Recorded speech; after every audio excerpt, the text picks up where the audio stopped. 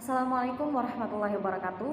Perkenalkan, kami dari kelompok 7 yang beranggotakan 3 orang, yaitu Yulian Rahma, Khairogania, dan saya sendiri Windia Qoratin Nabila, yang akan mempresentasikan tentang bukti kandungan Al-Quran dan ilmu pengetahuan.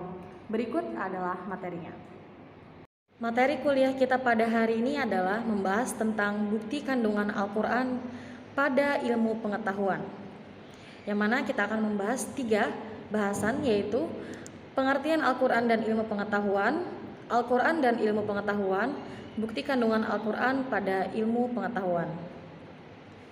Pengertian Al-Quran dan ilmu pengetahuan. Al-Quran adalah wahyu Allah Subhanahu wa Ta'ala yang merupakan mukjizat yang diturunkan kepada Nabi Muhammad SAW sebagai sumber hukum dan pedoman hidup bagi pemeluk Islam dan bernilai ibadah yang membacanya. Pengertian Al-Quran dan ilmu pengetahuan. Ilmu atau ilmu pengetahuan adalah seluruh usaha sadar untuk menyelidiki, menemukan, dan meningkatkan pemahaman manusia dari berbagai segi kenyataan dalam alam manusia. Segi-segi ini dibatasi agar dihasilkan rumusan-rumusan yang pasti. Ilmu memberikan kepastian dengan membatasi lingkup pandangannya, dan kepastian ilmu diperoleh dari keterbatasannya. Memasuki ke Al-Quran dan ilmu pengetahuan. Ayat-ayat Al-Quran merupakan petunjuk manusia, tidak saja untuk kehidupan akhirat, namun juga untuk kebaikan kehidupan di dunia. Ilmu pengetahuan dan teknologi adalah salah satu sarana manusia untuk menunjukkan kehidupan di dunia lebih baik. Oleh karena itu, dalam Al-Quran pun tak luput untuk memberikan petunjuk tentang ilmu pengetahuan dan teknologi bagi kehidupan manusia. Membuka dan baca mushaf Al-Quran, kita akan menemukan ratusan ayat yang membicarakan tentang petunjuk untuk memperhatikan bagaimana cara kerja alam di dunia ini. Tidak kurang dari 700 ayat dari 6 ribuan ayat Al-Quran memberikan gambaran kepada manusia untuk memperhatikan alam sekitarnya.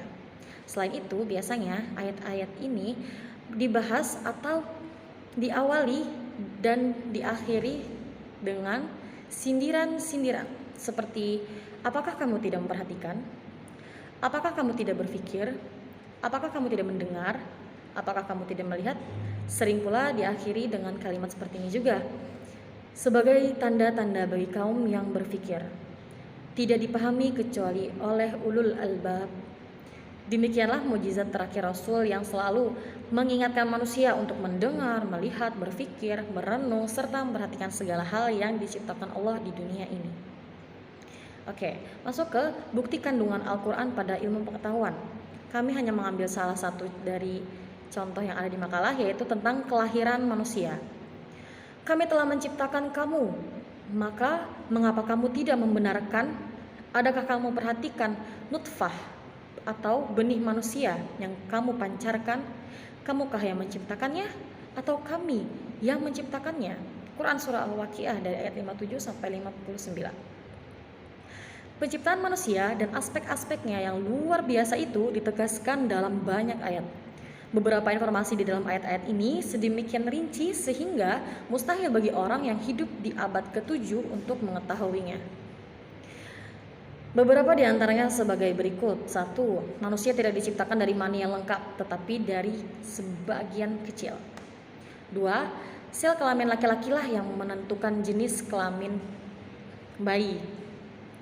3. Janin manusia melekat pada rahim sang ibu bagaikan lintah. 4. Manusia berkembang di 3 kawasan yang gelap di dalam lahir. Lanjut.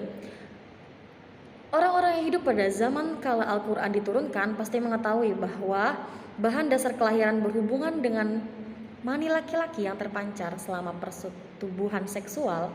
Fakta bahwa bayi lahir sesudah jangka waktu 9 bulan tentu saja merupakan peristiwa yang gamblang dan tidak memerlukan penyelidikan lebih lanjut.